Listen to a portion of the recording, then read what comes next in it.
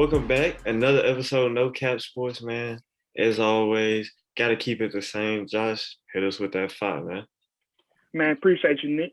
Going into the weekend, rolling loud. The cocaine-infested music festival of the century will be happening in Miami this weekend.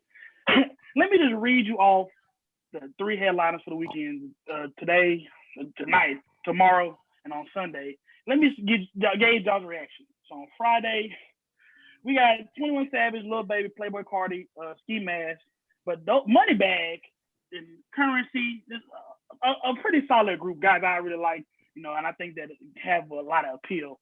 But the opening with A$AP Rocky, what do you think about that? Solid. A$AP been solid. So you will really have him lead a music festival over Moneybag and Lil Baby right now? I mean, his stock is up, bro. He's dating Rihanna, bro. Exactly. I definitely understand. And his music has never been bad. Ever been When's bad. the last time A$AP Rocky dropped the tape? Last time he dropped was Testing, and that was 2020 or 2019. So, I guess y'all have y'all's opinion. I got mine. But if you're going to have Lil Baby on the same day as A$AP Rocky, right, the day that Lil Baby's performing, he needs to be the headliner. But, irregardless. On Saturday, we got Dirt, Thug, Roddy Ricch, Kodak Black, Gunna. But it's being headlined by Travis Scott. He has a lot of... No, it's not. Yes, so Travis Scott live. Travis Scott at Rolling Loud? Yes. He makes rap music for white people. No, he doesn't. You are crazy. You obviously never listened to Travis Scott. Never listened to Travis Scott. You in Houston. What do you mean? Guess what? Don't like Travis Scott. The most times I've seen Travis Scott was on Fortnite streaming a concert and then McDonald's commercial. No. I'm sorry. You got Thug, Roddy Ricch, Gunna, all those guys are watching Travis Scott, bro. I'm sorry. You're not going to tell me different. No. That's why I'm just looking at Rolling Loud. I understand the audience that's there. They're probably not into it's not the most traditional audience. All the people aren't going to look like us. But still, that's another, show that I would. That's the wrong headline. I'm sorry. You said Gunna would watch watch him. Travis Scott. Thug would watch Travis Scott. Dirt would. And Roddy Ricch.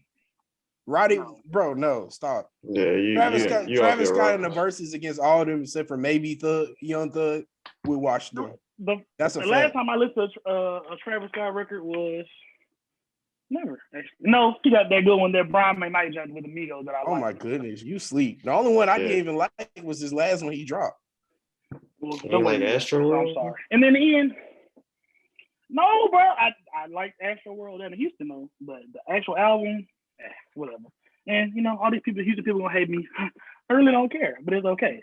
And on Sunday, we got Rod Away, Lil TJ. I don't know why I said him first. Pooh Shiesty obviously not gonna be there because he's dealing with a little something right now. Louis Vert, The Baby, which is has made the news recently for being cheap with the Water Boys. It is what it is, but it's being headlined by Post Malone. So let me hear what do y'all think about Post Malone, his musical talent? How about this? If it was like 2016, 2017, I would understand it, but 2021, nah. And I got $10 on Cash App for both of y'all. Because y'all know a little something. Name one Post Malone song that you like really besides White Iverson. Rockstar. Broken Whiskey Glass. Never. I like the one he did with the Baby Enemies, but again, I don't like the choices by Rolling Loud, but so they're gonna do what they want to do. We're gonna move on from that. ESTG, a former football player, the former best linebacker in Kentucky, Sacramento State, JUCO, all that. He just popped out with his album, bigger than Life or Death. CMG guy, signed to Giddy probably about 6-7 months ago. No, about a year ago. They just reached the number one album on Apple Music. So with that being said, he's been gaining a lot of traction in the rap game right now, just coming in. A lot of people compare him to Jeezy just with the hard flow and the back-to-back bars that he has. Besides Baby, do you think EST is the hottest rapper out right now? Yeah, I haven't listened to him. Dang, at all or just his album? I listened to Real As It Gets. and Baby was running it. I gotta put you on, bro. And then ESTG came on, and I was like, yeah, he's not the one. Haven't listened to him since. I thought Baby was just giving away a free feature. So you really telling me you mess with Travis Scott over ESTG? Yeah. Oh. That's not even a question. Facts. Yeah. You being weird now, Josh. No, y'all being weird, but it is what it is. He got Future on there. He got Lick Back Remix, Future, Young Thug, 5500 Degrees with Lil Baby, 42 Doug, and Rollo. No, I've listened to it twice all the way through. I absolutely love ESTG. I think he's probably one of the hottest guys out right now. You know, and he's making bars cool again. We went through a pretty long stretch of about the last 2 to 3 years where a lot of people wanted to hear, you know, beats, melody, sing song stuff like that. And guys like him, you know, really bringing the hard flow, the real rap back to the forefront and making it popular. So I appreciate that. But let me ask you, this is a collaborative effort. Nick, I seen Van do it a little bit. Nick, I want you to do it right now. What has been in y'all's playlist? What have y'all been bumping lately? Tell me, since I'm the horrible music critic with the music segment. Go. For me, personally, it's been a lot of Lucky. I really like Lucky. One of my favorites. You could have said that for R&B, bro. What are you talking about? Lucky isn't R&B, goofy. Lucky Day? Lucky from Chicago with the dreads. Thank you. I've been bumping a lot of Lucky. Money from Memphis, Old Fast Cash Boy had a good album. Tyler the Creator, and of course, Culture 3, man. Also been on the Detroit wave with some Larry June in there, man. Okay. Shout out to the Michigan boys, Babyface Ray, all them boys. They got that unique flow, you know. But the one thing about both of the rappers from Michigan, they don't play around their bars. They're not gonna be pity-patted with their bars. So again, I appreciate that, especially in a time now where flow and melody and beat is kind of the thing that gets you on the radar and gets you popping. So I definitely shout out to Michigan. They got a lot of rappers right now that I'm really rocking with, and I can appreciate their work. What about you, Vance? I've been keeping it simple, a little no cap. Also, I found this dude on Twitter, bro. His name is Baby Rex, bro. That's his name. He has this song called Money Really Do, bro. It actually goes hard. Like I found him on Twitter, and then he has a couple good songs, bro. I'm gonna keep up with him. But that's all I got for 5. So let's hop right into it, man. NBA draft coming up July 29th. So as always, we got to get y'all ready for it and give y'all a full NBA draft preview, complete with a mock draft. But let's hop into it, starting with this right here. Got to talk about Cade Cunningham, the presumed number 1 overall pick. And I just got to make sure y'all don't have any objections to that, right? He's number 1, undoubtedly. Definitely so. 6'8" prototype, 40% from 3, 20 points per game at Oklahoma State. 1 Big 12 Player of the Year. Checks all the boxes for NBA superstar. So yeah, number 1 overall pick, not a question. Detroit needs to be running to the podium to turn into the car. I'm feeling kind of spicy today. Bro, give me Jalen Suggs, number 1 player in the draft, number 1 guard in the draft. Now, in terms of physical skills, bro, I agree. Cade Cunningham is number 1, but when you put in just basketball intellect and dog, bro, give me Jalen Suggs. I think he has that it factor that's gonna have he's gonna have a 15-year career, bro. Okay, so kind of bring up Vance is still indifferent. Does Cade Cunningham not have that it factor? We've seen him take over a game and go on, just long runs by himself. Yeah, bro, he's the truth. No doubt about it. I just in terms of leading the team, give me Jalen Suggs. That's all it is. I just have a feeling about Jalen Suggs that he's better than Cade Cunningham. Okay. I mean, I don't know. It's even, bro. It's just I think it's that close of a gap. People think it's that gap between Cade and the rest of the field. I think it's Jalen Suggs is right there with Cade. Yeah. All right. So I think that's an interesting take. I think that's a real interesting take, and we'll see how it plays out. And now I kind of want to talk to you guys. Just every year, number 1 overall pick gets criticized or judged by what every pick behind him does.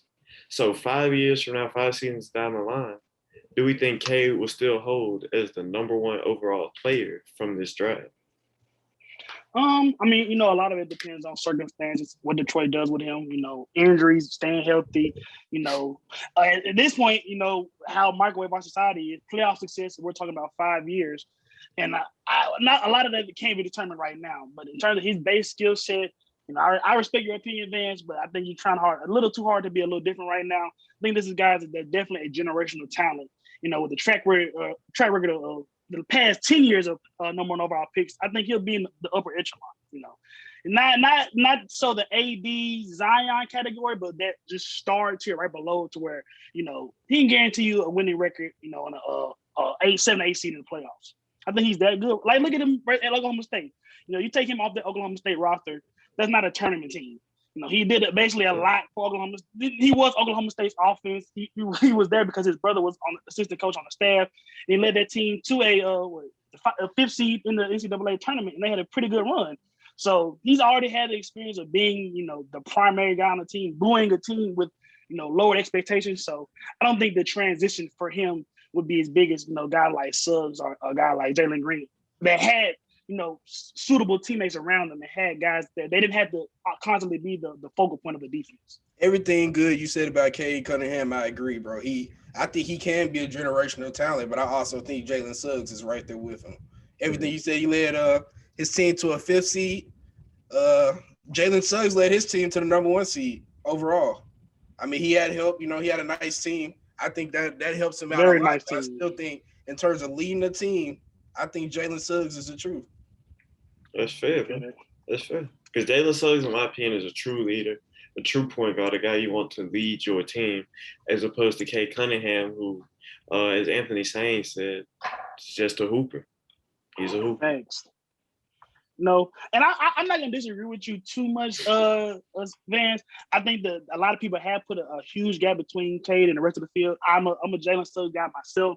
I think some of the intangibles. I think we'll go into my opinion a little later in the pod, but I think that he does, have the chance to be a perennial all-star. And people talk about, high floor, low ceiling.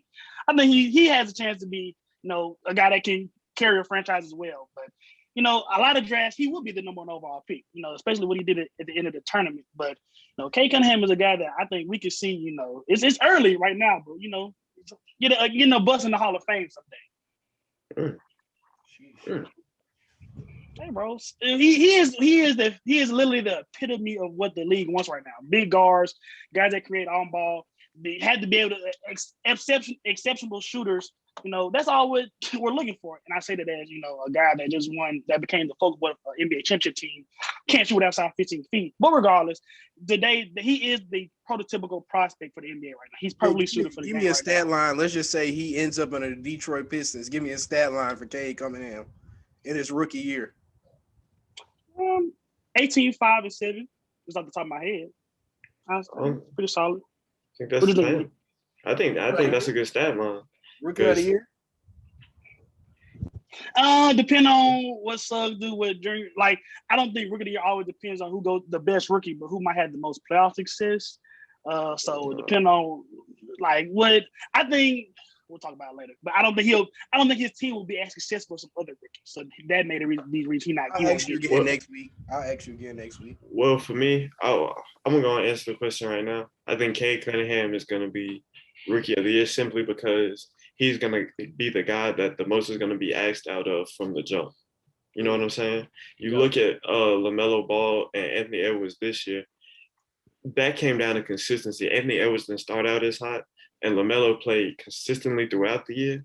And not only did he play consistently, but he's just like more was asked out of him, and he was able to do that, if you get what I'm saying, in terms of running the offense, not just scoring the ball like Anthony Edwards did.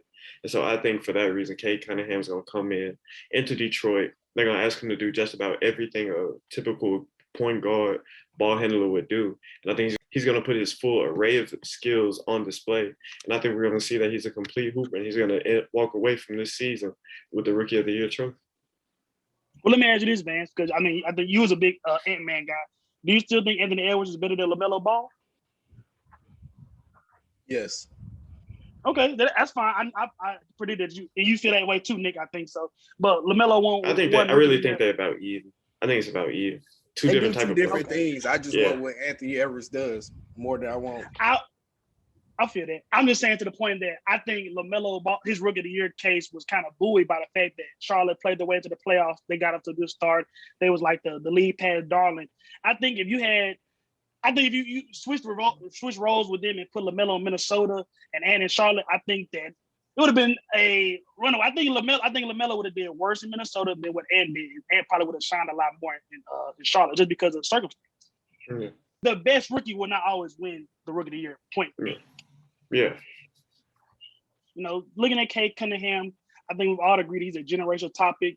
I will go through the past 10 years of number one draft picks, and y'all tell me where y'all think Cade Cunningham will be slotted, how good of a number one overall pick he'll be, and then just rate him star, superstar, guy that's starter, boom. So 2020, I think we just talked about how y'all feel about Ant Edwards. 2019, Zion. 2018, DeAndre Ayton. 2017, Markelle Fultz. 2016, Ben Simmons. 2015, Cat. 2014, Andrew Wiggins. 2013, Mr. Bennett, Anthony Bennett. 2012, Anthony Davis. 2011, Kyrie. And 2010, John Wall. So, not do that y'all pretty quickly, but just off the top of y'all heads, where do you see Cade Cunningham sliding in those past 10 years of number one draft picks? I see him sliding in that superstar role, kind of where Anthony Edwards is, a guy who's gonna come in and be a star. From Anthony Edwards a superstar right now? I mean, he ended the season averaging over 20 points per game, the leading scorer for the Timberwolves, and there's no doubt in my mind that he's, if not the best player on that team, he's part of a big three with D'Angelo Russell and Karl Anthony Towns in just his rookie season. So that's why I'm putting Cade Cunningham off the rip in that young superstar scorer, in that young superstar scorer tier. And I think he's gonna have a career that flourishes for years to come. What say you, Mr. Laws? I think he's going to have Detroit in playoff contention his first year. I think he's that good. I think the roster is not as far off as you guys may think. A lot of people like to clown Detroit, but they have some young pieces that can go. Sadiq Bey, he can drop 30 at any time. You got Jeremy Isaiah Stewart. Yeah, that's what I'm saying. They got a nice young team. They have pieces. It's about putting it together. I think Cade Cunningham, he might be the glue for them. Okay. So let me throw this at y'all. With the draft picks I laid out, I think it's a pretty clear divide between, like I said, superstar, star, and bum. AD, Zion, Kyrie. I don't think anybody on this pod will question their superstar status. Ben Simmons, John Wall, Karl Anthony Towns, apparently Anthony Edwards. How y'all feel? Kind of just that next tier of star guys that are seeking that, they're just had to take that next step in order to change, either championship, MVP or all NBA selections, things like that. So, but those two particular categories, where do you think Cade will end up being in his career? I think he fits where you said with that Karl Anthony Towns, like not that superstar level, not that all NBA guy level, but that tier right below it, like perennial all-star. Guys that's gonna make noise in terms of just being a hooper night in and night out. Guys that other teams are gonna have to account for every night. What about you, Vance? The better his teammates are, I think the better he is. So I agree. I agree with both y'all. He's in that second tier. Like in that first tier, you said AD, Kyrie. Their teammates don't have to be great. Now he can still be great by himself, but he can't win by himself at all. I think the better his teammates are, the better chance he can win the finals. There's certain players they can win the finals just being the star player by themselves, like Giannis and LeBron, Kawhi. I think Cade, you're gonna have to build around him for some years for him to finally get it right. I think it's gonna be like that. So that second tier. Well, you don't agree with me. You agree with Nick because I'm gonna have to bump him up a notch. I think definitely, not definitely. I would say superstar, category. Like I said earlier, this is the guy's a prototypical NBA prospect. The Zion train, the Zion hype in 2019. I feel like honestly, Cade should be getting a lot of that just because there is no conceivable holes in this guy's game. And not only that, he's not one of those guys that he tends to work well with other superstars. In the era of super teams and teaming up with different guys. I think that a lot of guys around the NBA would like to play with Cade Cunningham down the road and see him as somebody that can dominate on ball as well, make their teammates better. I don't know what stops us from being all NBA, potentially competing for an MVP. I feel that LeBron is the best player to ever touch a basketball, and that's my opinion. And I won't compare a guy that hasn't touched NBA 4 yet to LeBron, but Luka, I definitely see something like that for Cade Cunningham. Yeah. And if you're talking about Luka, I would say Luka's a superstar right now. So that's kind of the most realistic comparison I got for Cade. So I'll put him AD, Zion, Kyrie, and give me Cade after that. I might put him over Kyrie because depending on how long I'm feeling. All right. Rate these last three first round number one picks. You got Anthony Edwards, Zion Williamson, Cade Cunningham. You got to draft who you drafting 1 through 3. Start one, bench one, cut one. All right, I guess I'm gonna go first. I gotta start Cade just because of everything he brings to your team. Like, I love Anthony Edwards, I do, but he's a pure scorer, pure athletic scorer. So I gotta start Cade because of the versatility he brings. Gotta bench my boy Ant. I hate to do it. I hate to bench Ant. But I'm going to cut that bum named Zion who plays down in New Orleans. Make the playoffs first, then we can talk. You get it. Oh my side. Put the crack pipe down. Bro, relax. Right, tell him to put the Big Mac meal at McDonald's down. Don't tell me to put nothing down. Tell Zion to put something down. And guess what? He's overweight right now and still dominating the NBA. I'll take it, Vance. I'll bring some sense back to the pod. I'm at the start of Zion. I love Cade Cunningham, and as soon as you said that, I lean for what Nick said and started Cade, but just his athleticism and the physical dominance that he has, that amount of domination and presence, that's something that Zion was gifted with. Cade can't really develop that. However much he lifts, jumps, whatever. So I will start Zion, bench Cade, and I'm gonna cut out the inefficient bucket getter. Y'all like to talk about so much. Inefficient. He's a better version of Dion Waiters, bro. Like he really gets good buckets. He can jump out the gym and he doesn't really do that much anything else. You want me to be honest with you? There was a moment in time when Dion Waiters was my favorite player in the league. In all honesty. You know what? When him and Tim Hardaway Jr. was going back and forth in the rookie skills, that was the peak of his career, bro. After that, kind of but for those 37 seconds when he was getting buckets. He was looking like Anthony Edwards, actually. Who does he play for, bro? Who's he play for right now? He out the league. The Shanghai Sharks. The Grizzlies could use him, bro. They had him and they waived him. He was part of the Justice Winslow trade. I'm about to say, I don't think he ever touched the floor. That's Dion, and it's crazy because now I was really finna cop a Dion Waiters Grizzlies jersey, bro. I was kind of excited. It's something about people that wear something that come to Memphis. Yeah, bro. AI curse, bro. Man. AI was 57 years old playing for the Grizzlies. I like Dion Waiters. Let me not cap. He was a top 5 guy. Played for Cleveland. I think him and Edwards have very similar games. He was just getting buckets 2 years ago for the Heat in the playoffs or down the stretch. He's not a bad guy. I just don't think that I don't think that what y'all talking about perennial all-star with Ant. I think he needs to take a step, playmaking, taking better shots. And probably a lot of that's Minnesota, but I can't see him getting beyond that right now. So, Vance, let me hear, since you posed the question, who your start bench cut?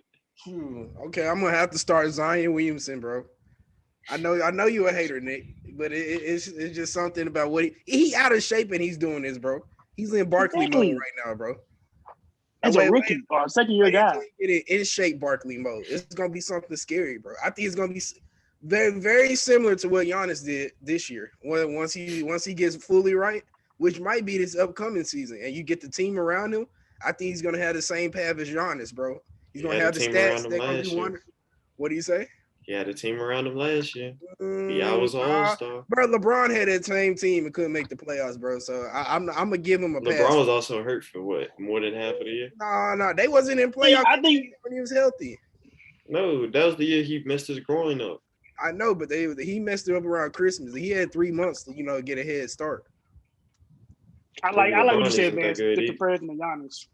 Oh, I'm going to bench Anthony Edwards, bro. Stop playing with him, bro. Automatic bucket getter, bro. Yeah. Then Y'all love Cuddy, Dion Waiters 2.0. Cade And I like Cunningham Anthony is a Edwards. great But player. I y'all, just don't think y'all he's are better than him. infatuated with him. Infatuated with who? Anthony Edwards. You only let's like do this. Cade because you light skinned, bro. Like, come on, don't do this. Real talk.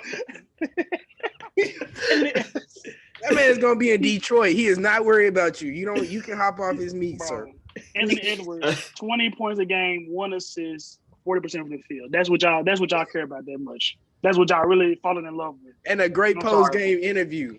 Think Exactly. about it. Oh, I think the ATL rules. I mean, that don't got nothing to do with how he feel in the court, but okay. I ain't saying he is a real one. I'll say that he a real one. He might be the realest out of that group because Zion definitely talks like some of the people I went to Lausanne with. So he's the realest out of that group. But it's on the court. I mean, we splitting hairs. These are all guys that'll probably be all-stars one day.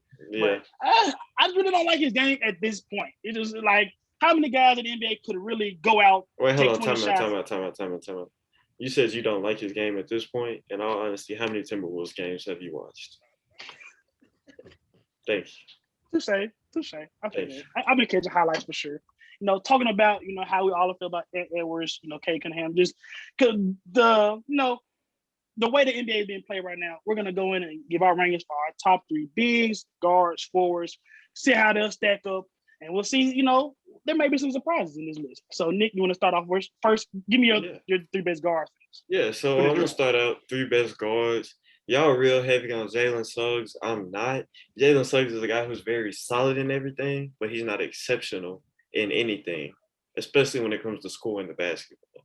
So for me, my top guard's got to be Jalen Green. We saw what he did with the G League Ignite what was that, in the wintertime in the G League bubble. Fresh out of high school, going up against grown men, NBA vets, just a mixture of players, and he dominated that league, putting up around 18 points per game on 46% shooting from the field and shooting 36.5% from 3. I think this is just an athletic guard who has so much potential as an elite scorer and just a bouncy guy. So I think he's kind of similar to Cade Cunningham in the way that he can take over a game and just go on stretches of buckets by himself. You know what I'm saying? So that's why I really like Jalen Green. And then right behind him, I have Jalen Suggs. Like I said, he's a solid lead guard, but you have to take into consideration that he was on a team with Gonzaga that had a lot of veterans who knew how to win, brought him into that culture, and kind of helped him and helped that team get to the national championship. It wasn't just Jalen Suggs by himself, like it was with Cade Cunningham at Oklahoma State. But I will say he's a guy that knows the game, smart, good IQ, and he knows how to pick his spots and attack in terms of offense and finding his own shots. But he's lacking when it comes to just pure offensive one-on-one primary scorer and passer talent. He's not a primary guy to me, in my opinion. He's a guy that plays off of others. And at number 3, I got Sharif Cooper, man. This is a guy I've been loving since he was in high school, bro. He's a certified bucket. Even though he's 6'1", he's going to find his way to the free throw line. He put up 21 free throws in a game against Missouri. So he's a crafty finisher around the rim. And if he's not going to finish, he's going to get to the line. And even though he only shot 22.8% from 3 in his lone college season, I think that he can make up for that simply by just taking better shots. You got to take into consideration he was playing for Auburn, basically pretty much had the green light to do whatever he wanted to do. So I think when he comes to the NBA, all that gets straightened out and he'll become a much better player. And I just got to say, man, like I said, he's a certified bucket. Didn't play the first half of the season, came out first game of his college basketball season with a 26.9 assist game against Alabama. So that's why he's number 3 on my list. And those are my top 3 guards. I classify Cade Cunningham as a wing, just to, I was just about to say, so people don't slander Nick on Twitter. He moved to the wing. He doesn't, just because of his size, probably, and the way he operates. I'll give you a little spoiler. I got Sharif Cooper in my sleepers a little later. I think if he would have got his full college experience and not missed all those games, he would be, a little higher. Obviously a hoop mixtape guy, a high school legend, and he just had that. He got a Kyrie kind of, sense to his game where he just sees he can get whatever he needs to get with the ball. Not the best shooter right now, but he's still capable of making shots. And he's the little guard that can get into the paint and make shots and create for teammates, and especially with the flash he does it. I like that. I like it. I don't really like a lot of things you say, but I like that right now. But for me, my top 3 guards, we talked about Cade Cunningham at nausea at this point. I don't think we need to, go into too much detail. Generational prospect, best guy in the draft, guard number 1 for Josh. You flip flop Jalen Suggs. You're not the biggest Suggs fan. I'm a big Suggs guy. I think a lot of the intangibles that he does, off the court, being a leader, being somebody that can be the vocal face of a team. I think those are things that once you get in the NBA, not a lot of rookies will be comfortable handling that. So I think not just based on that fact, 15 points a game, leading this team to NCAA championship, one of the most important guys on a national championship runner up. I like Jalen Suggs a little bit more than you do, so I'll put him in guard number 2. Guard number 3 for me is the guy he lost to in the championship, one of the 2 guards in the championship he lost to, Davion Mitchell. When Donovan Mitchell, Spider calls you out, not calls you out, but calls you on Twitter and notes the very similar, aspects of the game, that's a good enough vote for me. 45% from 3, defensive player of the year in the Big 12 at 6'1", that's kind of incredible. And the consistent improvement in college, that's one of the biggest things. Scott Drew rants and raves about this guy. And his game, I feel like it's NBA ready. If he was 6'4", 6'5", I think he would honestly be challenging Cade Cunningham for the number 1 overall pick. I love him. 44, almost 45% from 3. The free throw shoots a little so I don't know how consistent he'll be able to be. But like shot creation, getting playing on and off the ball, defensive ability, I don't see there's a lot of holes in his games at all. So, and a lot of people may wondering who a guy that I didn't mention in Jalen Green, but at this moment right now, give me Davion Mitchell over Jalen Green, man. So that's how I'm feeling. So, Vance, what about you? Man. Jalen Green might actually be the best out the draft. Who knows, bro? Just because he went G League. We really don't know. I mean, do you guys respect the G League? I do, especially the whole G League bubble, because now you got an influx of talent, whether it be veterans, overseas guys who are fighting to get into the NBA. This is a really good league, and I actually enjoyed watching the bubble games because they were just as competitive, just as good as NBA basketball. Yeah, man, it's interesting to think because Jalen Green, he said himself, if he went to college instead of the G League, he thinks it'd be a different story about the number 1 pick. And for that confidence, I'm gonna have him at number 3, 6'6", 185 pounds, out of California via the Philippines. He's a scoring machine. Just like how I like Anthony Edwards, he does a lot of the same stuff, but he can jump even higher. That's crazy. At number 2, I'm gonna go with Cade Cunningham, Oklahoma State, phenom, basketball phenom. He was on one of the greatest high school teams ever. I really like y'all's picking for Sharif Cooper. I like that pick, Nick. I thought about going with it. Well, I mean, at number 1, I'm sorry. I'm gonna have to go with Jalen Suggs, bro. I think he's the leader that a lot of people want on their team. How people look at Chris Paul. I see Jalen Suggs in that same light, but better. But we'll see. That's why I have him at number 1. I think he could be a better version of Chris Paul. And that's my top 3 guards. Only thing I'll say about Jalen Suggs is, bro, just remember how Davion Mitchell beat him up, then let him score until there was 2 minutes left in the first half. But that's one game, championship game. That's one game. That's the best defender in college basketball too. Yeah, bro, that's one game. Cade Cunningham ain't had no problems with him. Bro, it's one game. That's all I'm gonna say. Cade ain't had no problems. Hey, Bucks lost the first off 2. Night. Come on now. Bucks lost the first 2. True. Touch the Suns up. And then going back on the G League versus NCAA comparison, I don't think it's a question that the G League, the quality of basketball, the teammates are surrounded by, the general preparedness for the NBA is way higher than NBA. It's way higher than college basketball.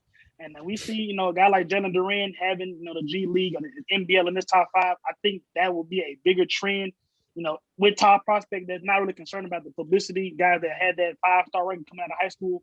But still for, maybe fringe guys, like one of the perfect examples is Zion. He wasn't the consistent number 1 overall prospect coming out of high school, but that year publicity at Duke, him raising his stock, I still think that there is some value in going to college, building your reputation, building your brand up, and coming out. So in terms of basketball, I would say the G League, NBL, no question. But draft stock, building your brand, having people know your name coming to the league, I still think college is probably the best route for that. My last comment on G League: if you're an NBA player and you're in high school, go to the G League. You can get paid. You're gonna be coached to play in the NBA, not to win college games. You're gonna be coached to win the NBA games. And I think you're talking about the difference it makes in terms of draft stock, Jalen Green is going to be still a top 3 pick in this year's draft. So is it really a difference? I mean, Jalen Green was the top prospect coming out of high school, or depending on who you want to go with. But I'm talking about. But I mean, even Jonathan Kaminga 4 or too. 5. Jonathan Kaminga is still going to be a lottery pick. I think he is, but not a lot of people feel the same way. That's the thing. You know, depending on how you feel about yourself coming out of high school, I would say. You know, if you feel like you solidified, you've done all the work, you're a consistent top 5 guy in your class, I will agree with Nick. Go to the NBL, go to the G League, get your $250,000 to go to the league. But if you feel like you have something to prove, like with Keon Johnson, you know, somebody like that have been a top 5, top 10 consideration guy. If he had went to the G League, I don't really think so. I don't think so. If you think you're a lottery pick coming out of high school, go to the G League. If you think you need to develop your game over more than a year, go to college, get your full 2, 3, 4, whatever you may need. The G League is just for guys who are already just about right now. So that's what I was saying. We look at Kaminga, we look at Green, and then we look at guys like Isaiah Todd and Deshaun Nix that were kind of in that same group with them coming out of high school with their same hype and their same similar recruiting rankings. And Isaiah Todd is on who's first round mock draft in this and here? Nobody. And I was venture to say Deshaun Nix is either. So it's a pendulum that swings both ways. I'll say that. Yeah. You got to know your game and know yourself before anything else. Sure. But, you know, we can go in top 3 wings. So, Nick, started off with your top 3 wings in this class. All right, so my top 3 wings, of course, I got to start out Cade Cunningham. My number 1, we've already spent way too much time talking about it. My top wing in this year's draft class. Number 2, a guy who I think really boosted his stock throughout the NCAA tournament, Moses Moody from Arkansas. He put his shot making on full display throughout the tournament, and he just projects as a really good 3-and-D guy from day one in the NBA. You look at it, his 7'1" wingspan. He's a solid shooter, shot in the 78th percentile on spot-up opportunities with 36% from 3. I think he just projects as a solid player in the league, a guy who can come in and have immediate impact, kind of similar to Tyrese Halliburton, I think, in just the way he can affect both sides of the court. So I'm going to go with Moses Moody at number 2. And at number 3, I got a guy that's, I think, has a lot of potential, and a lot of people call him a guard. I'm going to call him a wing in this sense because I see him playing more off of the ball just because of his size and his athletic limitations, and that's Josh Giddy from Australia, the NBL. I think he's a guy that can fill up a stat sheet, kind of similar to Luka without the scoring prowess. A guy that's 6'8", can rebound the ball, is a tremendous passer, and he can attack the basket with his length and score a little bit, but I see him more as a facilitator and just a guy that can, you know what I'm saying, a secondary option on a team. And even though his outside shot is questionable, he started out the NBL season shooting 2 for 20 from 3, but he finished the season shooting 36%. I think those numbers are just going to get better with time. And I think his absolute highest ceiling is that of something similar to Luka Doncic, like I said. I like the Giddy pick. He's actually right outside wing number 4 for me. You know, a lot of the things you said, being able to distribute at that height, you know, being able to play make, you know, rebound, things like that. You know, one of the biggest things in this draft is, you know, guys being able to develop their jump shots. And I think if Giddy can get to the point where he's a, you know, 35, 36% guy, you know, especially with the international cloak and the mystery behind a lot of those guys, I think he can. I wouldn't say Luka. I don't know if that guy, I don't think that's achievable for him, but solid starter, fringe all-star guy. But for me, I'll go from 3, working my way up. Number 3, Franz Wagner. Probably the best shooter out of my 3 wings, almost 39% from the field. Yeah. What do you think he was, a big? I thought he was a big. Who? I mean, Franz Wagner. It don't really matter. I think he garbage anyway, but continue. Okay. Bro, I like him. You know, 6'9", can do a little bit of facilitating. He's not gonna operate as your primary guy that's gonna start your offense, which is why he's on the wing. But great shooter, great defender, prototypical 3-and-D guy. You know, the only thing I would be concerned about is, you know, him getting his weight up a little bit and not be able to get bullied, you know, down low and on the wings, which happened a little bit at Michigan. But I think that's part of the, you know, NBA strength and conditioning program that'll help him out. But as long as he can maintain his skills he's a guy that doesn't really have to take too many shots, and but command defensive attention with his shooting and his playmaking. I like him a lot. I can see him develop into a pretty good prospect on the right team. Number 2, give me Jonathan Kaminga. The jump shot is probably his biggest skill set, his biggest swing skill. But 6'9", super athletic, can jump out of the gym. His ability to put the ball on the floor, he looks. I ain't gonna say he looks a lot like Cade Cunningham, but he looks again like a guy that's a prototypical NBA prospect right now. Running, jumping down the court, running, jumping down the court, can shoot. He has a good stroke. I believe in his ability to shoot the ball. I don't know. The G League, his percentages, his free throw percentages, his 3-point percentage wasn't the best, but I believe in his stroke. I think it can improve. I think we've seen over the past couple of years that shooting is a skill that you can develop. So, with the expected progress in his shot, I think Kaminga, depending on how the draft shakes up, with guys talking about the top 4, I think he might be able to jump in that top 5 and top 4 and compete one of those guys, get perennial all-star and things like that. But I'm not gonna be too different. Number 1, Jalen Green. I'm not as high on guys as you think he is, but super athletic, shot creator, does everything that you want your 2 guard to do. Not as engaged on the defensive end at 6'4" that you might want to like, and that I foresee that being a kind of a problem that a lot of people may not overlook. But he can walk in the NBA game right now and give you 20 points, and that's not something that you say for a lot of guys nowadays. So, the only thing I say about him, and the reason I have him in the wing category, I don't really see the playmaking and the distribution for him to transition to on the ball, and that's kind of concern for him being a little skinnier and then being 6'4". So I think that's probably the next step that he needs to take.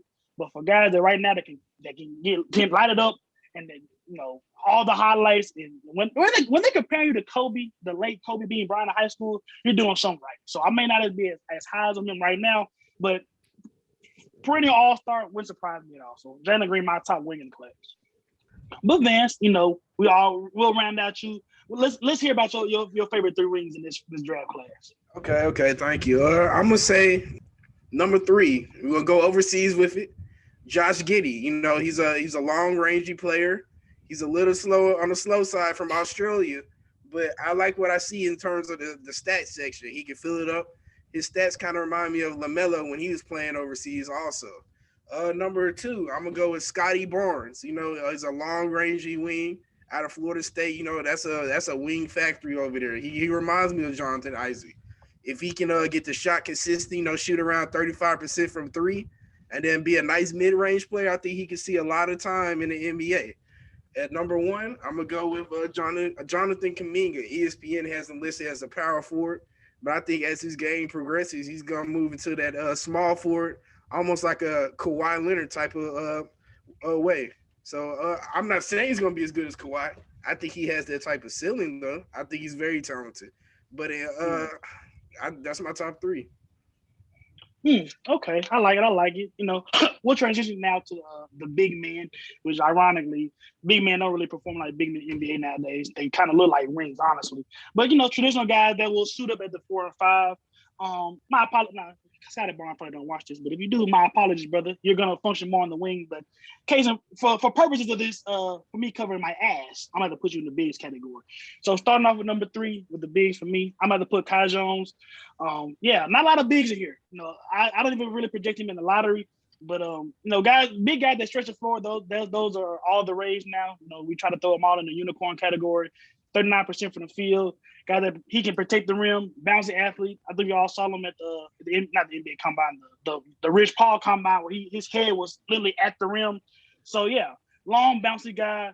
He no post game, not really a big feel for the game, but nowadays what big men really do. So not as big a concern would it be 5 to 6 years ago.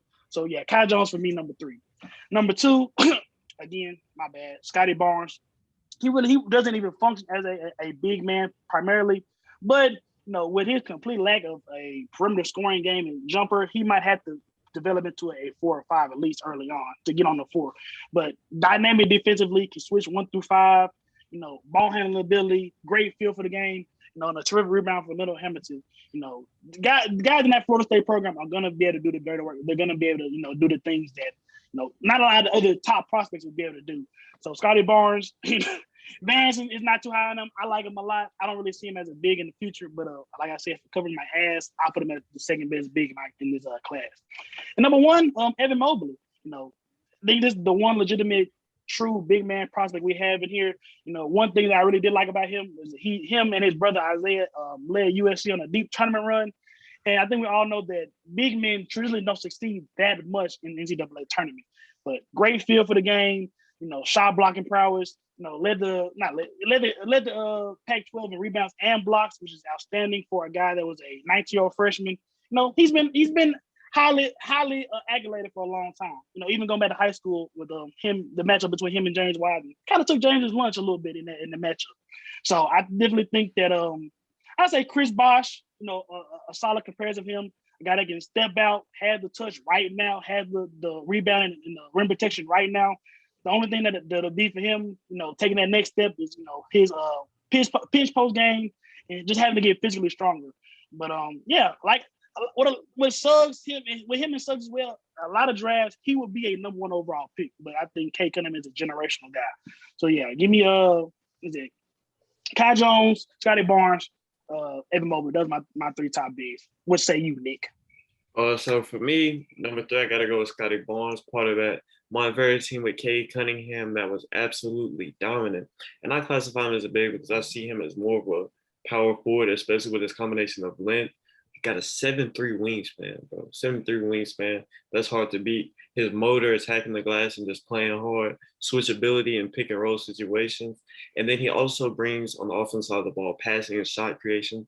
Kind of operated as a point guard in the half court for Florida State with a 31.7% assist rate. Very good for a guy of his size. And also, I think he's limited to playing power forward because of his 3-point shooting, his outside shooting. He only shot 40 attempts from 3, and he was reluctant to shoot at times, and he only shot at a 27.5% clip. So that's something, that's a part of his game he's gonna need to work on, along with, learning how to be more explosive and kind of learning his body, because he looks kind of awkward at times with the ball in his hands. Not really know going into his body. Yeah. And then at number 2, I got Kai Jones. This is a guy I'm really high on.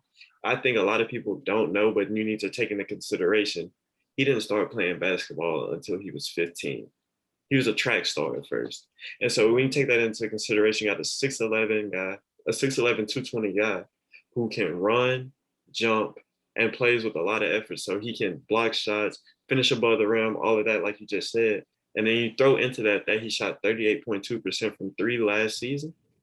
This is a guy that can turn into a guy similar like Miles Turner, a big that can stretch the floor, protect the paint, and do just about anything you need him to do on offense or defense. That's why I'm so high on him. I think he's got a lot of potential, and that's why I put him at number 2, just because of that raw athletic potential. And at number 1, Evan Mobley. Not much has to be said. He can provide floor spacing. He has a solid jumper, can protect the rim. The only thing I would say for him is just he needs to add strength so he can be more dominant both defensively and offensively in the painted area. I like it, Nick. Let me get in another conversation about Kyle Jones. I think we both are. We both seem to have him right in our top 3, and we're a little bit higher than him, maybe to the consensus. Like we talked about, 6'11", super uber athletic, shooting the 3 at a high clip. How would you compare his game to a hometown guy, Jaren Jackson, right now, with a lot of similar characteristics and traits in their games? Just the only thing I would say is he doesn't have the same put the ball on the floor ability, the same ability to just create his own shot as Jaren does. But in terms of just raw athleticism, just the combination of talent and potential he has, I think they're in very similar categories. I definitely think so too. Like you said, putting the ball on the floor and probably staying on the court a little more and being a little bit more disciplined on the defensive end. Depending on where he ends up, we both have him see like a lottery guy, but that's not really the consensus on him right now. With the right big man training, the right strength and conditioning program, that could be a guy that we look back and we wonder how he fell to 14 or how he fell to 15. But Vance, let me not rush over you. What say you about your bigs in this draft? This big deprived draft. Okay, yeah, I agree. It is big deprived, but I do think there are some hidden gems in this draft. Number 3, a guy neither one of you guys had, Sandro Mamakhalashvili. Did you just cuss me out? Out of Seton Hall, bro. That's his name. I'm just gonna call him Big Sandro. So Big Sandro, he's basically a 7-foot True 7-foot point guard, bro, all over the court, like Jokic. I've seen him before. He's just like he plays exactly like Jokic. He's a little worse, but he's great in the pick and roll. Great passer. He can do everything that you want. You know, he's a little iffy on defense, but what 7-foot big isn't, bro? They're like, let's be honest here. In the NBA, what 7-foot big is it? Yeah, bro, it's hard to move a size 17 shoot, bro. Facts, bro. It is what it is. That's life. But I like what I see from him, especially on the offensive end. Averaged 3.5 assists per game last season for Seton Hall. And he really helped Miles Powell come into his own at Seton Hall, you know, leading scorer in the Big East 3 years in a row. And at number 2, this is where I'm going to bring in my verses, bro. Guys, ready? Yeah, always a favorite segment. Go ahead and give it to me. This is my number 2 player. I'm gonna give you 3 guys, and this is all in a year of college, their last year in college. You ready? Yeah. Player A averaged 14.6 points, 10 rebounds, and 2.4 blocks a game, and he played 34 games in his final season of college. Not Mobley. Player B averaged 10.9 points, 5.8 rebounds, 3 blocks in 35 games in his final year of college. Player C averaged 8.8 points and 4 rebounds in 28 games. I might have to go on the ringer and cheat on you because I am perplexed right now. I'm gonna tell you guys. I'm gonna give you guys this hint. 2 of the players are in this draft. Player A and Player C are in this draft, this upcoming draft, and Player B is an NBA player. So off the rip, I'm not gonna lie. Player A has impressed me already. Double in terms of points and rebounds. Facts. Also has the shot blocking with 2.4 blocks. So off the rip, I gotta go with Player A. What about you, Josh? Hate to agree with you again, Nick, but like you said, that rebounding, I would have leaned a little bit more towards Player B because I like the almost 3.5 blocks a game. Like you said, rebounding is a skill that, especially with, dealing with Jaren, is invaluable. And guys that tend to rebound can rebound in the NBA, and guys that don't rebound in college don't rebound in the NBA that well. So give me Player A too. Okay. So would you guys like to know who the players are, or would you like to give some guesses? Tell me, bro. Tell me. I'm about to say, we're going to be seeing, we're going to Zoom go as far as I find out. Player B, the NBA player with 10.9 points, 5.8 rebounds, and 3 blocks in 35 games in his one and only season. That's Jaren Jackson Jr. Damn, that's not Player good. C that averaged 8.8 points and 4.8 rebounds was Kai Jones out of Texas. Okay. Player A, the guy that I think is the number 2 prospect that averaged 14.6 points, 10 rebounds, 2.4 blocks in 34 games. And this actually wasn't his last season. This was his freshman season. He got better this second year. That is Charles Bassey out of Western Kentucky. I like it, Vance. I think he's the truth, bro. You got a true 7-footer that can stretch the floor. He's just like Aiden. He's a baby Aiden, bro. I really want the Grizzlies to pick him up. I can't lie to you, bro. I think he would be a perfect fit for the Grizzlies, especially, to switch it up for Jonas Valanciunas whenever he comes out the game. And then for the future, bro, you'll have Jaren Jackson Jr., who isn't that much of a rebounder yet. You can give him that help that he needs with Charles Bassey, who gives you 12 rebounds a game in college. So yeah, that's gonna translate to the NBA. So he's my second player. My number 1 player in this draft, of course, is Evan Mobley. True 7-footer, stretch the court, like you said, Josh. He reminds you of Chris Bosh. I think he can do it all. He's going to be a great player in this league. Yeah. I like that Bassey one. He was actually my number 4 big. We all being Tigers guys, we all seen him take Musa Cisse's lunch in the early tournament in North Dakota. And I like him a lot. 5-star guy, so he wasn't at Western Kentucky because he was the last add-on. He kind of really went out to set out and change that program. And didn't do that good of a job, but still a dominant college big. So I think the fact that me and Nick both picked him over Kai Jones might say something, but I don't know. Yeah. So before we get into our actual mock draft, real quick hits. Who's a sleeper and who's overrated in this year's draft class? Okay, I'll start off. I think this sentiment has kind of seeped through, but I feel like Jaylen Green's a little overrated. Guy that again, very similar to Anthony Edwards, like y'all said. A guy that can walk in, drop 20 points in his sleep, but doesn't really provide a whole lot of other stuff to the game. So, like, what is he supposed to do when his shot is not falling? And he's super athletic, but what is he going to be able to do against in the NBA when he can't get to the rim? And he's a 35% 3-point shooter, not an exceptional shooter. So what is he doing when he has an off night? What else does he provide to a team? And I just don't think that, like, again, with Anthony Edwards, I just don't think he's super efficient in getting to his shot. He has, a great handle, actually, step backs, 1-2 dribbles, all that. But my biggest thing for him is, what else are you providing when your shot is not falling? And I don't think he provides much of nothing. So for my first overrated, I would say Jalen Green. And it's crazy because, I might end up regretting it. He's still probably a top 5 guy in the draft overall. But just the comparisons I've seen, especially, the COVID comparison in high school, that started me off wrong with him. So that's my first one. What about you, Nick? For me, just a player who I think is overrated in this draft class is a big out of Turkey, Alperen Sengun. To be honest, seems like a lot of people are just hyping up Enes Kanter.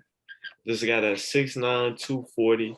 He won the Turkish League MVP. Got to give him credit at 18 with a stat line of 19.2 points, 9.4 rebounds, 2.5 assists, shooting 68% from the field.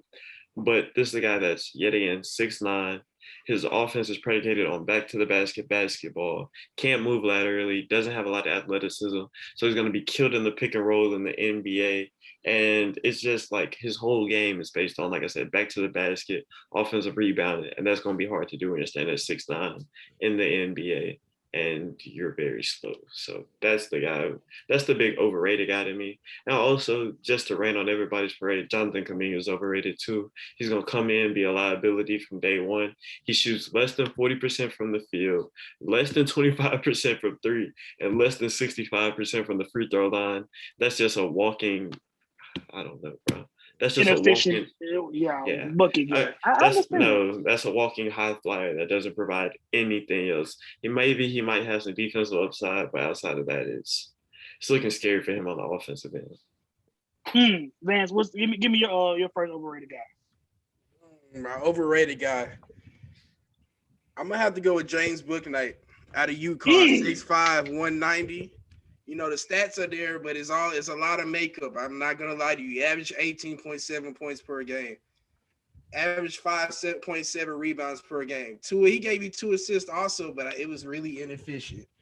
On a losing team, I might add, UConn was nowhere near the March Madness discussion. The past 2 years he's been there, where he was the star player, getting all the shots he wanted, it just didn't work out. Like I said, he averaged 18.7 points per game. He averaged 15 field goal attempts, bro. Oh, my God. Yeah, bro, it's kind of ugly. He shot less than 30% from three in his final season. He shot 29% from three, shot 45% from the field, bro. It's really inefficient. And they're projecting him as the 3rd best shooting guard in this draft. Cap. Yeah. That's cap. And so on Bouknight, actually, you took my but that was kind of a similar guy I said, especially with a lot of the mocks, giving him the Warriors at 7. A lot of the points you said, inefficient bucket getter, a guy that's supposed to be able to shoot, but only shoots it with an average rate. And they took a lot of shots. And I don't think he'll be able to get that many shots on any NBA team. One of my other guys that I feel like that has been kind of getting a lot of hype, that I really like, but, you're talking about top 10, top 8 is Moses Moody. SEC freshman of the year, I really like him. Got the widest shoulder I've ever seen on a basketball player. But, he's a guy that, I guess I'm saying this because I hope he falls to the Grizzlies at 17, but he's not that dynamic with the ball in his hands. A lot of people talk about CRISPR being the best shooter in this draft, and I would tend to agree with that. And again, what does Moses Moody provide for you, outside of getting the buckets? And I don't think he's super athletic. Is he a plus defender right now in the NBA? Yeah, he's got a 7'1" wingspan. That's a lot of defensive versatility. He got a wide wingspan and very slow feet. That's what I saw, in the SEC tournament. So I'm high. I think that the Grizzlies would be a great guy to get at 17. But like the CBS mocks and the Ringer mocks, where they're talking about him in late lottery 7, 8, 10. I think his stock has gotten just a little too high. And I think that the NCAA tournament where he had a good tournament kind of inflated his draft stock. So I'm just not as high on Moses Moody as a lot of guys are right Okay, and so last thing, who is y'all's biggest sleeper of the draft? The guy that can go late first round, second round, but who you think can have an immediate impact on his NBA team? And I'm gonna start it out. We'll start out with Miles McBride from West Virginia. 6'2" guard with a 6'8" wingspan, put up 15.8 points on a 43% field goal shooting, 41% clip from the three. Also put up 4.9 assists a game. He's a West Virginia product. Bob Huggins, so you know he's going to be a stout defender. Had 1.9 steals per game. Very pesky on the defensive end. Solid athlete where he can slide his feet, stay in front of defenders, and that, like I said, that 6'8" wingspan is going to help him out a lot. Also, he's uber athletic, ability to finish around the rim, and he's just a hard worker. And I think you can see that with his jump shooting, especially. He shot 30.4% from three in his freshman season, and that number jumped to 41% in his sophomore season when he took a bigger role on offense.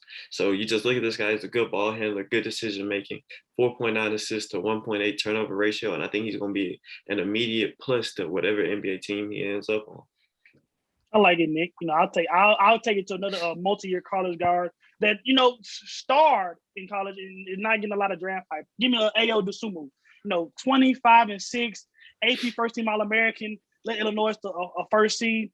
You know, when I see him, I see kind of a 6'5" Kawhi Leonard. You know, great defender, got to, you know, struggles at this point in his career to create his own shot efficiently. But again, still averaged 20 points a game and shot 38% from three in college. So it's not like he's just a Scotty Barnes level.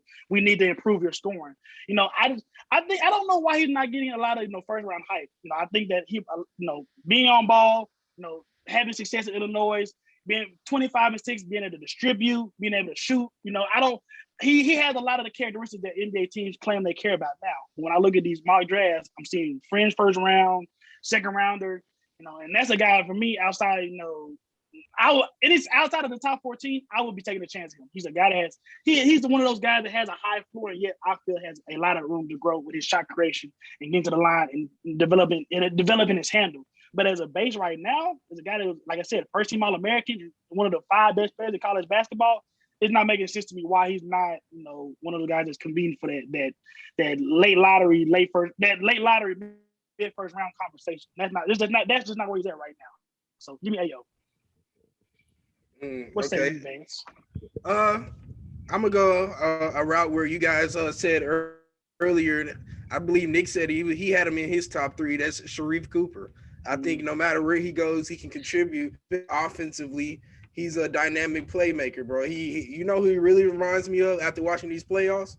Cameron Payne, bro. You know, he can score, he can kick it out, he can dish, he can finish at the rim, he can do a lot of stuff that you want. Average 20 points, 4 rebounds, 8 assists. That 4 rebounds is impressive, especially considering that he's only 6'1". And you know, the SEC is no slouch, bro. He was playing against great competition night in and night out, and he showed up and he showed out often. And only playing 12 games. I think that was enough sample size to get him as a lottery pick. I really do hope he becomes a lottery pick. Even if he's not a starter, I believe he can be the 6th man or the guy running the second unit for you, getting big minutes initially in his rookie season. Thanks, bro. I feel that. Let me ask you, Nick, because you I'll give you a props. You was the first one on the pod to talk about him. You know, he shot 22% from 3. How much do you think he can improve his shooting, and how important is that to his game today being a small guard? A lot of that is shot selection. He put up over 53s in 12 games, bro. As simple as that. When you're at Auburn with the green light, not a whole lot of talent around you, you're gonna do whatever you want. He's a kid coming straight out of high school, put up a lot of bad shots, but I think that's something that's easily fixed. And we all know he's a good shooter. So I think that's no concern at all. And those numbers are gonna be way better once he gets to the league. Okay. Because this is how I was feeling. You know, a lot of people talk about small guards being able to succeed in college, not being able to replicate that success in the NBA. But you see guys like a Davion, like a Trey Young that have been able to do it consistently. You know, what separates Trey Young from Sharif Cooper in my mind? Let's say outside of more games played in college, not that much. So I like that pick, Nick. I like that when you first said it, and I'll give you a props dance on that one. But I think we came to the time where everybody wants to see. Go ahead, Nick. Take it over, baby. Yeah, man. Gonna start out with this lottery mock draft. Of course, number 1 overall pick belongs to the Detroit Pistons. So take it away, Josh. First pick. I'm gonna go with Jonathan Kaminga. I'm just playing. Give me Cade. Again, we talked about him a lot on this pod. Light skinned brothers stick together, and yeah, give me Cade. So yeah, with the first pick in the No Cap Sports mock draft, Josh, the real nigga Crawford, selects Cade Cunningham. So y'all go. I got the number 2 overall pick coming from Houston. I think you have some nice pieces already. Looking at Kevin Porter Jr., Mr. Dropped 50 after going to the strip club, and got Christian Wood. You just need another solid backcourt mate for Kevin Porter Jr. And who better than Jalen Green? So with the number 2 overall pick, the Houston Rockets select Jalen Green. Okay, I like it. What about you? Give me the Cleveland Cavs pick number 3, Vance. Oh yeah, with the number 3 pick, the Cleveland Cavaliers select Evan Mobley. Clearly the best big in this draft. At this point, you just got to take best talent. You have so many holes on your roster. You want to just fill it by taking the best player available, and that's Evan Mobley. They have Darius Garland. They think he's the point guard of the future. They like what they see from him with the scoring and the passing. Don't know if Colin Sexton's still going to be there, but for right now, you just take the best player available because you still probably have about a few years before you're contending even for a playoff spot. So give us Evan Mobley. Okay. I like it. Kind of a little bit surprised that you didn't go Mobley number 2, Nick. But it sound like the Cleveland. In all honesty, I didn't go number 2 for Houston because you already got Christian Wood, a guy who does a lot of the similar things Mobley does. So why double down on something you already have? Okay, I completely understand that logic. My counterpoint with that is, what type of front court would that be with those 2 guys? Pick and pop, spread the floor. Those 2 guys. I'm gonna keep it simple. Not a front court that's gonna win a lot of games. They're gonna be skinny. I'll say that. Word to the Pistons. But you said what? Word to the Pistons. Facts. I'm kind of tempted to go Kaminga here. We know how much I like him, and I think Pascal Siakam would really good for his development, as similar style and skill set. But Jalen Suggs, let me not overthink it. You got Van Vliet, you got Larry right there. But Larry gone. Sorry. Say it again. Larry finna be gone. No, I was just about to say, but with Larry, with free agent and him being 36 anyways, I don't think that you kind of base your draft decisions right now around Kyle Lowry. So I think that Jalen Suggs give this Toronto team a face, a voice, a face, somebody that can come in, contribute right away.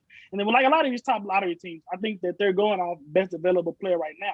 So I think that, with the intangibles, with him being able to come in and defend day one, and contribute offensively, I think that's the best selection for Toronto. So give me Jalen Suggs number 4. So I'm picking number 5 for the Orlando Magic, and they have the number 5 and the number 8 overall picks in this year's draft. There's no way they keep both of them because they already have a crop of young talent that they brought back in return for their trades of Vucevic, Gordon, and Fournier.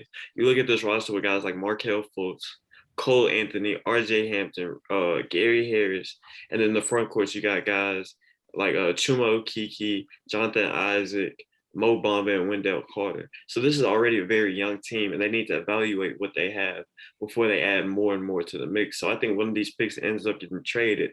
But for the sake of this mock draft, at number 5, I have Orlando taking Scotty Barnes from Florida State. I think he can easily slide into that 4 spot next to Okeke or Bamba or Carter. And he just provides versatility in that front court to make up for some of the switchability problems and just kind of pick up the defensive capabilities of that young Orlando team. Okay, Vance, what you got? I think this falls perfectly right into the OKC Thunder's hands, bro. With the number 6 pick, Oklahoma City Thunder select Jonathan Kaminga, bro. He's left right there. The Thunder have a plethora of talent at the guard position and wing position. We have Kemba and Shai Gilgeous-Alexander at the guards position. Lou Dort also at the wing. You have a rising prospect right there in Darius Basley and the overseas player, Alec Proketsky, I believe. That's his name? Sir. Yeah, so they have some talent right there, 1 through 3. So I think you have to go big right here and select Jonathan Kaminga. I like it.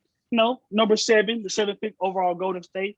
No, like a not a similar dilemma, but a weird dilemma where this is a team that you don't expect to be drafted in the lottery next season. Klay Thompson coming back, James Wiseman coming back, so they're in a position to where they can probably I would say quote unquote reach or get a guy that would fit their system more than just taking best player available. So with that being said, give me Franz Wagner, man. I love his fit there. Shooting, playing defense for Golden State. There's some higher upside guys available right now. I would say Keon Johnson, Davion Mitchell, but I don't think that they're really lacking guard play with Steph Curry and Klay Thompson in the backcourt. Even Jordan Poole, coming off the bench as a 6 man. So I just really like how he fits. He's a guy that can come in and contribute day one for them on the defensive end and being a spacer. So I like him. I think that Golden State offense will do a lot with the off-ball movement, him cutting and things like that, and not having to be the primary focus. It will be a role that he actually fulfilled very similar at Michigan under Juwan Howard. So it might be a little bit of a reach. I'm a little higher on him than most of y'all are. I wouldn't take him personally. He's not the 7th player on my big board, but for the Golden State, their system and their personnel, give me Franz Wagner. Hey, so, oh my God. I mean, say that look on your face, bro. Come on, man. Like I just slapped you or something. It's just a pick. Number 8, we're back in Orlando again. This is a really tough pick for me, but I think I'm gonna go with Moses Moody out of Arkansas, simply because of that 3-and-D ability. You look at the young guards they have; none of them are exceptionally defensively gifted. So you need a lockdown perimeter defender, and I think you get that in Moses Moody. Plus, you bring some 3-point shooting to open up the driving lanes for guys like Fultz, Cole Anthony, and RJ Hampton. So you bring in a 3-and-D guy. Well, a projected 3-and-D guy, and that just opens up everything in Orlando, in my opinion. Okay, but give me Sacramento, Vance. Oh man, Sacramento. I think they're in a tough spot. Best player available is Davion Mitchell. I just don't think they have to take him necessarily, just because that's not a weak spot. So if I'm the Sacramento Kings at number 9, I'm selecting Jalen Johnson out of Duke, the quitter. He's a solid player, bro. It's just you gotta wonder what his mental aptitude is. Leaving Duke. I mean, it's a red flag in my eyes, but it's just at that point you don't need a guard in Davion Mitchell. But just go ahead and take Jalen Johnson. I think the pros outweigh the cons with his talent. Actually took my pick, and one of the guys that I wanted to mention in my sleepers. 6'10", super athletic, can dunk on anybody. Got a passable shot right now, and like I said, that's how I would have picked the New Orleans. But with them losing JJ Redick and potentially losing Lonzo Ball, this guy they need to get some outside shooting. One of the biggest things for them, they already got 2 guys that are going to be able to create off on the ball and get their own shots at will, and Brandon Ingram and Zion. So they're not in best player available mode either. They need to take somebody that fits into the system. So first white guy appearance. My second white guy appearance for me, Corey Crisper. Let me pull up his stats a little bit, but we know 44% from the field. West Coast Conference Player of the Year. Somebody that will kind of fill that void left by JJ Redick. Give spacing for Zion and Brandon Ingram. Like you know what he does for you at 10. We're getting to the part of the lottery where we're not going to be getting a potential all-star, even a guy that's going to be a high-level starter. So I think that's the pick for New Orleans, to get somebody that kind of fill the JJ Redick role, that can come into the offense and create space for Zion and Brandon Ingram. And he's not as one-dimensional as I think a lot of people peg him to be. He's a good off-ball cutter. He's a passable defender right now. And guys like that can come in, play right away. And like you talked about, Nick, people see Zion as a generational talent, and he has to get to the playoffs. He has to get some postseason success sooner rather than later. I think Corey Crisper will probably set him up a little bit better than some of the guys that may or may not be a little bit more talented than him. So right now I'm picking for Charlotte at number 11. And I think it's time for Charlotte to kind of reach a little bit. You got a nice trio of guards, looking at Devontae Graham, LaMelo Ball, Terry Rozier. You got a nice forward in Gordon Hayward and Miles Bridges. You need to lock down that big man position. I think there's no better way to do that than rocking out with Kai Jones. I think there's no way to do it. Because right now you're looking at a team with bigs such as P.J. Washington, who I think is solid, very good scorer, very good low post scorer. You got Bismack Biyombo, just a hustle player. You got Cody Zeller. But I think if you add Kai Jones to this roster, you're adding more. You're adding exactly what you need. You're adding a guy who can play in the pick and pop, a guy that can protect the rim because, the three guards you have, none of them are really going to lock anything down. So there's going to be some penetration, and Kai Jones is the kind of guy that can clean all of that up on the back end. And like I said, uber athletic, and I think he just fits that team. You think about all the lob opportunities with him and LaMelo, I think that's the perfect pick for Charlotte. Let me get a quick sidebar real quick, Nick. I like your pick. I think we both talked about Kyle Jones being our top 3 big. But how does his skill set overlap with PJ and Miles Bridges there? Being that they all kind of do similar things, guys that jump out of the gym and can step outside and hitting a 3. Where do you see him kind of project? Where do you see him stepping into that Charlotte offense from day one? I mean, PJ is, in my opinion, a 4. He's a 4. He's a bigger 4. Miles Bridges is a 3/small ball 4. Kai Jones is a true center and he's a guy who's going to be in the paint at all times, pretty much, on defense. And then in pick and roll situations, he's a guy that can easily switch with no problem. So that's how I see Kai Jones fitting in. And I think especially, like, you get deep in the playoffs and you have to face teams like Milwaukee, Miami, all these. Need that rim protection. Exactly. Brooklyn, you need some rim protection and you need some switchability, especially with all the pick and rolls these guys run. And that's what Kai Jones brings to Charlotte, potentially. Okay. No, number 12, give me the team that the hometown Grizzlies knocked out of the play-in, the San Antonio Spurs. Give it to me, Vance. Man, I hate to do it, but I'm going to continue to slide for Davion Mitchell. I think we're going to get one last foreign project from Popovich before he leaves, bro. You had Tim Duncan out of the Bahamas, Ginobili out of Argentina.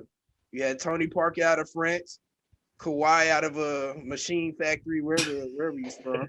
Now you're going to have Josh Giddy out of Australia with the number 12 pick. Like I said, he came from that same league that LaMelo and RJ Hampton came from. And he was a triple-double threat nightly where he was at. He's a solid player, bro. He can do everything well. I think he's going to be he's going to learn a lot under Popovich, and I think he's going to be a really good pro for years to come. Okay. Appreciate it. I was just about to say, if Davion Mitchell slides me at 13, it's a blessing. Indiana, they got Malcolm Brogdon. Their front court is actually pretty solidified with Miles Turner and Domantas Sabonis, and O'Shea Brissett apparently is a long-term guy that they really like, with him throwing up 30 and 10. So yeah, but I wanted to go Zaire Wilson here just because I think with the level of talent that Indiana has, they can kind of take a higher upside guy. But it's crazy that Davion Mitchell kind of fell into my lap for Indiana. So I don't know what role he feels right now with Malcolm Brogdon being on ball, but a guy like that shoots the ball that well, can defend it at an elite level, not just a passable defender, an elite defender. NBA coaches love stuff like that. A guy that come in day one and contribute on the defensive end and not worried about his shots. So I think Davion Mitchell kind of fits the mindset of this Indiana team. So last pick in the lottery belongs to the Golden State Warriors. I kind of predict that the Warriors will trade that number 7 overall pick for somebody who's going to help them win right now. So with number 14, you kind of want to take a guy that can come in and contribute from day one to a bench unit. And I think when you're looking at that, I think there's no better name than Ayo Dosunmu, a guy who, like we talked about earlier, contributed a lot to that Illinois team, helping them reach the tournament this year. And he was the, National Player of the Year. So how can you say no to that? He put up 20.1 points per game, 6.3 rebounds, 5.3 assists, solid shooter. He's literally, if you looked at his stats on 2K, he would be a B+ to a B- in everything. And that's the kind of guy you need on your bench, a guy who can contribute in a variety of ways, whether it be defense, scoring, playmaking, rebounding, any of that. And that's what I would bring to Golden State, as they're in a title quest, essentially, as they try to max out Steph Curry. Okay. Let's sidebar quick before we get into Grizz prospects. What do you think? What type of package do you think Golden State's trying to look for? You combine that either just the 7th overall pick or combine the 7 and 14. What do you think the type of guy that they're looking for, the type of value they're trying to get back? Definitely you're looking for a guy, especially with the number 7 overall pick, that's middle of the lottery. You're looking for a guy that can come in and contribute immediately, I'm thinking of guys that are all-stars. You want an all-star type player. You're probably going to have to package a younger guy, maybe a Jordan Poole, maybe a Kevon Looney. With that number 7 overall pick plus a young guy, you can definitely get some good talent back for that. Okay. Brad Beal, question mark? No. Jumping into the last portion of this NBA draft recap, I think we do a pretty terrible job of covering up our Grizzlies homerism. You know, we came off a season where, like Shane said, a lot of people say they were ahead of schedule, but, you know, going on a national stage, competing against a one seed in the playoffs and holding our own, essentially, I think now at 17, this is the time and this is the year to where we have to take that next step and we had to, you know, be at least consistent, get consistent playoff appearances. So I'm gonna go with you, Nick, because you're admittedly the smartest one on this podcast. Give me 3 guys at 17. Oh, I mean, you did 2 or 3. I ain't gonna. I got 2 for you. Okay, give me 2 guys that you would like to see the Grizzlies get at 17. So my first guy that I would like to see the Grizzlies try to get is it would have to be, even though I have him going in the lottery in this mock draft we just did, I'd love to see Moody in this. I would absolutely love to see Moody in this. Just talking about that 3-and-D, the way he projects to be a 3-and-D guy in the league, long wingspan, can rebound, can do just about anything you need him to do on a basketball court. I know he says he's kind of athletically limited, but he's done it in college. He did it throughout the tournament, and that's why I got a lot of faith in him. I would love to see Moody in Memphis. And my second guy is, I think you need to shore up that bench unit with some scoring. You need some bucket getters on that bench. You look at Tyus Jones, DeAnthony Melton, Brandon Clark. None of those guys are guys that are going to go out and get their own shot. And I think you've got a few guys in this draft who go out and get their own shot. And I think there's none better. Well, I think there are a few better in the 17, late first round range than Josh Christopher. I really like him. I understand the hype behind him coming to Memphis. And I think that'd be very entertaining and exciting. I like it. Again, Nick with a good take. He said it best. The Grizzlies do need wing scoring guys that are going to be able to create their own shot, provide a spark for their second unit, or even, come in with, a guy like Kyle Anderson is struggling a little bit and just doing the more facilitated defense thing rather than putting points up on the board. So I got a couple guys. I kind of focused on, bigger wings because you talked about like Grayson, DeAnthony Melton. Those are guys that around that 6'3", 6'4" range that aren't really going to be – they're good defenders, so – yeah, the Milton's a good defender, apparently. But they're not guys that offer too much position versatility. So with my list, I want a guy that can conceivably play a little bit of 3, can operate as a 2, but just have that size and that athleticism to, can really, get their own shot. First guy for me, Chris Dort. We already have a guy in Dylan Brooks, an Oregon product that, is a bucket getter. We saw what he can really turn into the playoffs when he's on. We always have, talk about his, questionable sock selection. And that's one of the things with Chris Dort that I don't think we really see a problem with. He's 23, 6'6", big, strong wing. Oregon was a double-digit seed. I think they was a 10 seed, and he led them on a really nice run. Kind of the things that we're trying to maximize. Great shot creator, can get his own shot. Let me look up his stats real quick so I don't sound too stupid. But a plus shooter, a guy that can come in right away, as an older guy, and know his role, know what shots he needs to take, and get to where he get to his spots on the court. 17 points a game, 42% from the 3. That's something that we can really use. Another guy that that definitely will be available for the Grizzlies at 17, Cameron Thomas. Over one of the top 10 in the NCAA in scoring anyways at 23 points a game. Just a throwback scorer, not the best shooter.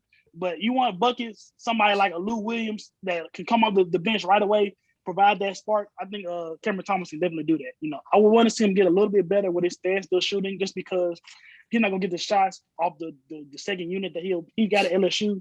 But instant offense, points, something like that. And I definitely think I would like to see how Coach Jenkins will work him into the roster with such a guy that he would be the best shot creator on that second unit right away. One more guy. Just because I got a couple of guys that I really like. Jared Butler, smooth, silky game. He's not as big as some of the other wings that I named, but I definitely think that, in terms of shot creation, I think he, at this point right now, he'll be better than DeAnthony Melton and Grayson Allen and getting his own shot, holding his, facilitate for that second unit, finding shooting cutters, things like that. I really like Jerry Butler's game. He was the most important player for the Final Four. That's how they say it.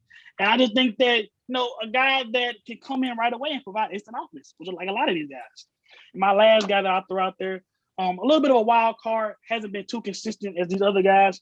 But, at 17, you're not afraid of, taking a swing and a miss. Keon Johnson.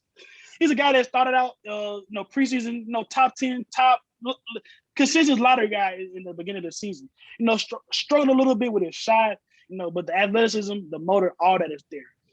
48-inch vertical, we all know about that. His ability to get off the floor, penetrate, things like that. Not the most consistent shooter, but at 17, I would like to take him and bet on his upside. Bet that he can develop a shot. Bet that he gets more efficient with his handles and things like that.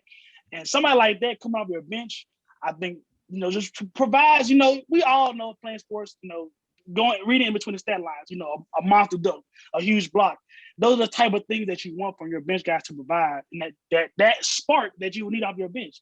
So I think if Keon Johnson is there at 17, I think, Zach Kleiman should take a real hard look at him. What about you, Bates? What you say? Thank you, Josh, for naming the 10 players you want for that one spot. But, they could trade back. I think that would be a smart move, and they did do that. Of course, like you said, Cameron Thomas, he can really fill it up. Josh Christopher also, Charles Bassey. Those are players that could trade back. Looking at, I believe it's the Celtics with the 2 picks in the 20s, I believe. You could trade for those. But if they do keep number 17, a guy I like to look at, Trey Murphy III out of Virginia. He's a long-rangey. He's a shooting guard, but he's 6'8", 206 pounds, has a similar frame to like Jason Tatum almost. He's a great shooter, shot over 40% from 3. Once his feet is set, he's going to make it, and he's also a great defender. When you look at the Grizzlies last year, they didn't have problems scoring. It was playing defense in that Utah series. They were just falling asleep on the weak side, giving up weak side threes. The Jazz were hitting 23s a game. Trey Murphy on the weak side as a lanky defender with a great defensive IQ, of course, coming from Virginia. I think Trey Murphy would be a great pick for the Memphis Grizzlies at 17. I like it. I like the fact you talk about, trading down, was actually what they did last year and got real successful with Bane and X-Man. So I think that the with these small market teams, which we had to admit that Memphis is a small market, and with the hope that Milwaukee provided with winning the championship this year, certain things had to fall in place. You got to hit on your draft. Your free agency moves, they had to be on point. And you had to be able to get in and develop the guys you take at the top of the draft. So, smart moves like what Van said, I definitely would agree. I would like to see them trade down too. I throw out some more prospects that I would like to see them trade if they traded down in the late second round. BJ Boston, a guy that a lot of people had high expectations for, with that whole Kentucky team, honestly, but was inconsistent. But if we trade down from 17 to 24, 17 to 31, depending on what we get back, I think at that point, bigger wing, 6'7", has, an advanced offensive game, not going to be too consistent with it, but has the ability to go out and fill it up when he's feeling like it. So I definitely think, if they take that route, guys like that, I would like to see the Grizzlies take. And so, as always, man, got to end the episode handing out some game balls. I'm going to start out, man. Everybody talking about Giannis right now, winning the finals, winning the MVP. But you know who the real MVP is? His mom, man. Got to give the game ball to Mama. Where your mom at? Where your mom at? Got to give the game ball to Mama Antetokounmpo, man. She's got 3 NBA champions under one roof. LeVar Ball ain't do it. Mama Antetokounmpo did. Coached us won a ring last year with the Lakers. The Nasus and Giannis got theirs this year with the Bucks. So shout out Mama Antetokounmpo, man. She taken care of for life. That is some successful coochie right there. Shout out to Mama Antetokounmpo. Going back to another colored woman, we're very pro black on this show. We love to see black women succeed. I'm going to give my game ball to Maria Taylor. The Olympics have just come on. She had a pretty public spat with Rachel Nichols. Rachel Nichols had some rather questionable remarks, in terms of how she feels about ESPN diversity, and Maria Taylor essentially kind of replacing her in the broadcast stratosphere. But she didn't let that phase her. She less than 2 days after she left ESPN, she's on prime time coverage covering the Olympic opening ceremonies, and I bet NBC dropped that bag on her. And we talked about it a little bit before we tasted about it a little bit before. think is she the first black female on NBC Sports broadcast? You know, I think that's a pretty big accomplishment, and we love to see black women succeeded in sports media. So shout out Maria Taylor. Keep shitting on those folks, keep stepping on the white folks' neck, and stop playing with it. Sheesh. Man, bro, it's been a while since we given out game balls. It's three in particular I want to give out, but I'll say the other two before I give out my game ball. So the first one, it was gonna go to the SEC, bro. You know, Oklahoma and Texas about to join. Their SEC is actually trying to create a super league, bro. They're trying to get Ohio State, Clemson, all the big schools in one league. That's crazy to think about. The second game ball, I'm gonna have to give it to my guy Dustin Poirier. You know, Conor McGregor came talking very spicy. About his wife. Man, he told Dustin Poirier he's gonna leave in a casket.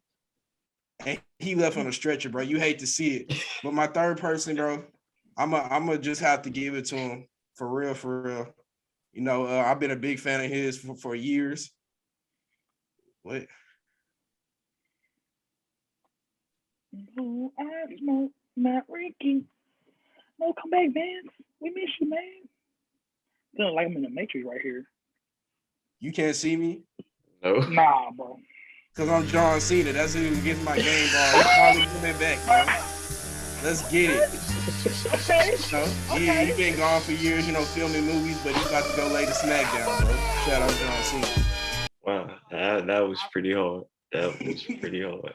You know, I mean, we tweeted out. I got irrationally excited to be on the tip of being a grown ass man and getting excited over wrestling. That takes a lot to do. So when I seen John Cena and I heard that, whoop out! I definitely got excited. So I like that, man. What you hear, Josh? Whoop out! The time is up. My time is now. Like, come on, bro. Don't tell me y'all wasn't 11 and 12 going crazy hearing that. Like, come on now. Yeah, real recognize real, bro. Yeah. I was happy to see John Cena coming back. I didn't think I would be that excited as a 21-year-old that doesn't really watch wrestling no more. But it was a monumentous moment. I will say that. So yeah, I like that one. Especially how you intro it. I'm messing with that one right there. We're talking about John Cena, man. Finna go and wrap this episode up, man. You can't see John Cena, but you can see us every week on YouTube, man. So make sure y'all stay tuned in, stay locked in with us, and make sure y'all follow us on the socials, man. We going up. And so with that, man, make sure y'all like, comment, and subscribe, and we out of here. Come on now. Tell your baby mama about this show. Tell your auntie that you know that she don't be doing nothing in the house. Tell her about it, man. You know, she don't like sports. I don't care, bro. Go tell her to cut it on, turn it off. Cut it on. Don't pay attention to it. Just let the whole hour 30 run, bro. We need the views. We need a subscriber. Go on her page, subscribe for her. She don't know how to work YouTube or the internet anyway. Just go ahead and tell her to do that one time. Facts. You heard the man. And that same desperate plea for viewers, the same way he get girls. So make sure y'all stay locked in with us. Damn. I was with it, but